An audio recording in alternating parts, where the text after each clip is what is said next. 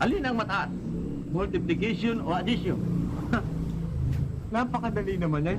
Sino siyempre multiplication. Yan ang tinuturo sa inyo dito sa Manila. Sa amin, Taclobayog, di ba? Mas mataas ang addition kaysa multiplication. What? Paano kaya mangyayari? Sige, patunayan mo sa akin. 3 times 3. 9, 3 plus 3. 6. Oh, tinan mo, kita? Mas mataas ang multiplication kaysa sa addition. Oh. Oh, sa akin to. Yan ang una pa lang na tanong. Hindi ba tapos yun? Di ba? Oh, sige. 2 times 2. 4. 2 plus 2. 4.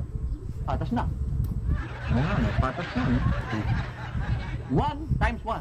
1, 1 plus 1. 2. Mas mataas ang addition kaysa multiplication.